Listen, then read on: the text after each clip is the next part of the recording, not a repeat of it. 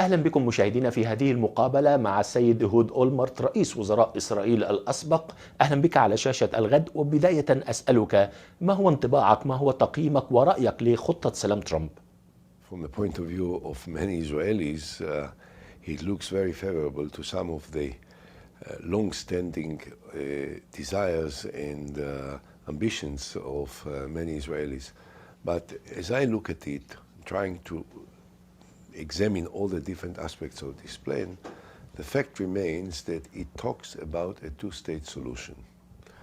And if indeed this is the bottom line of this plan, and this is what it is aiming at, then I think that it leaves a very important, valuable background for further negotiations, because the ultimate goal of the negotiations between Israel and the Palestinians is... ما هي رؤيتك للسلام بين إسرائيل والفلسطينيين وبين إسرائيل وأيضا وبين الدول العربية؟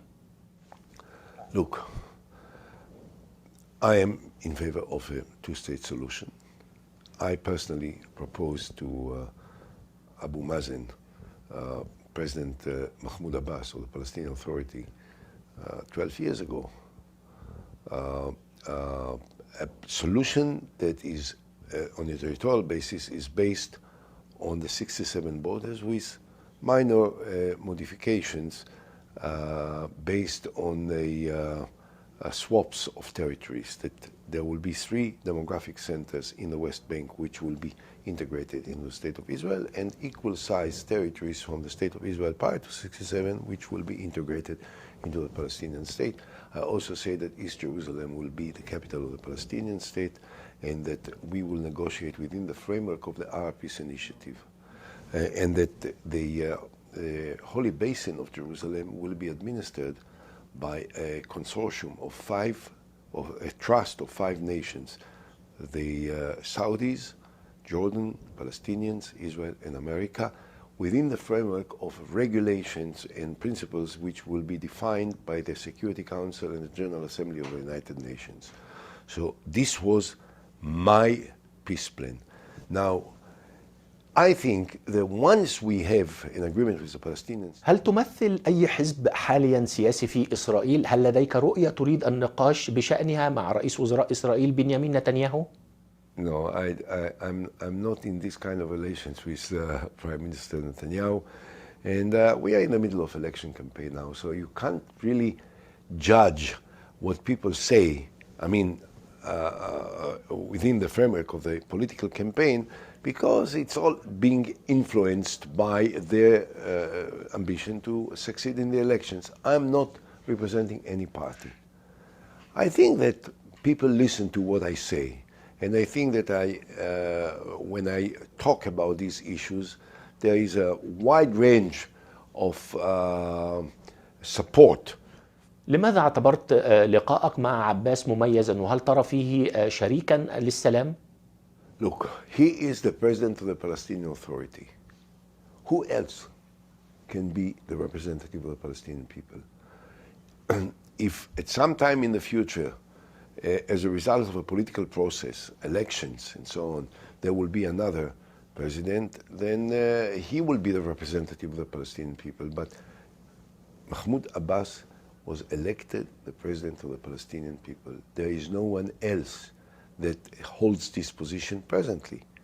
And my experience with him is that he has been very, very supportive of a political process, and he's opposed to terror. هل ترى أن هناك اختلافات بين الحزبين المتصارعين حاليا في إسرائيل؟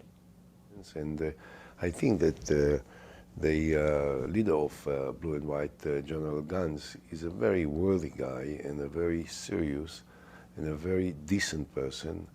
And I think that his approach is much more restrained and much more balanced than the policies which represent the present government in Israel.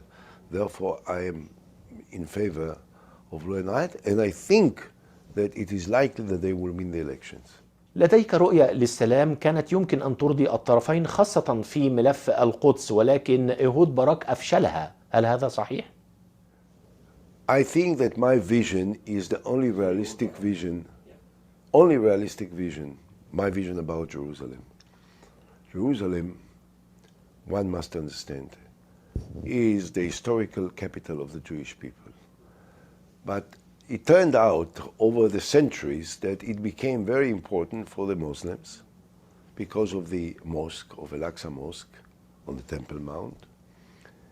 And it is equally important for the Christians because there are so many churches in Jerusalem, including the Church of the Holy Sepulchre, which is the most important church in the whole world. So how to solve this problem, taking into account the sensitivities of all sides?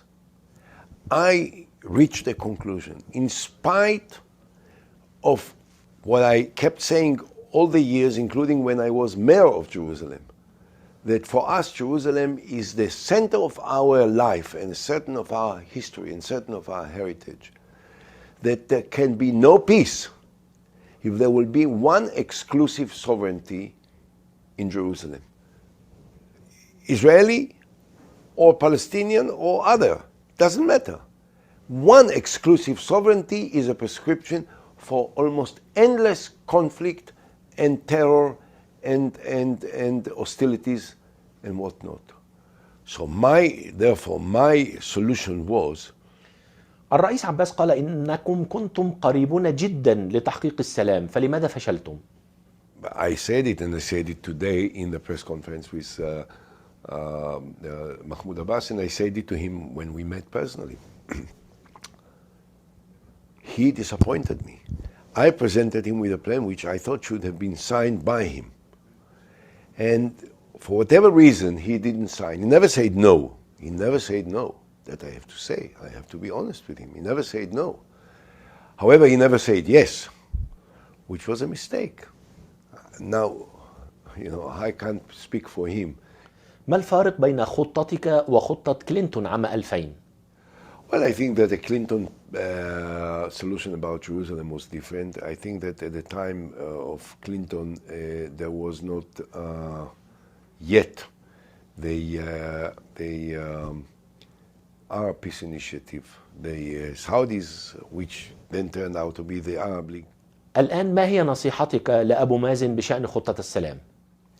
My advice to my friend, the man I respect, who I consider to be the only partner for peace negotiations, is to overcome the sensitivities that still influences and impacts him and the Palestinians because of what they think was. هل برأيك الإسرائيليون يعتقدون بحل الدولتين؟ هل يمكن أن يكون هناك حل الدولة الواحدة بنظام سياسي واحد وببرلمان واحد؟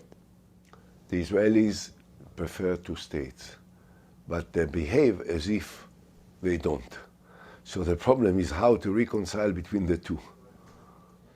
هل برأيك يمكن أن يقبل الفلسطينيون أي حل من دون القدس الشرقية؟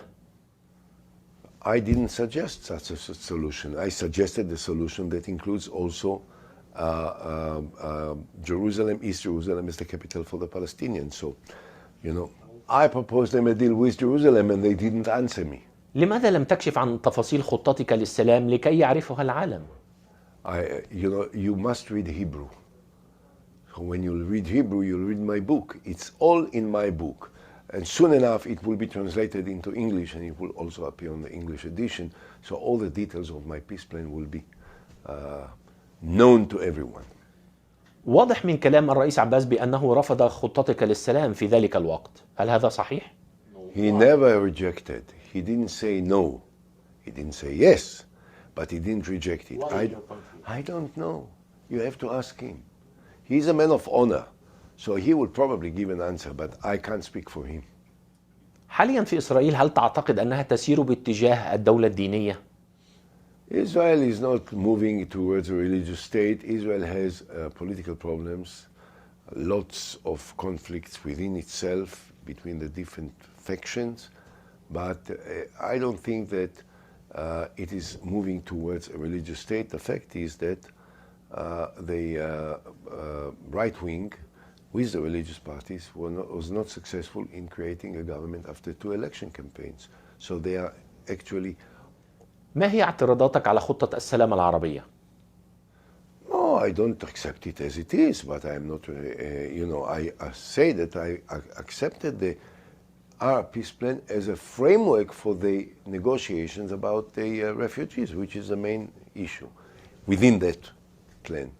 So why you rejected it? No, I didn't say that I rejected it. I say that I don't agree with everything. Mm-hmm. We don't need a third party to bring us together. We should sit down, as I did, by the way. I never had any third party sitting with me and Abu Mazen. Never. We didn't need it. That's what we need to do.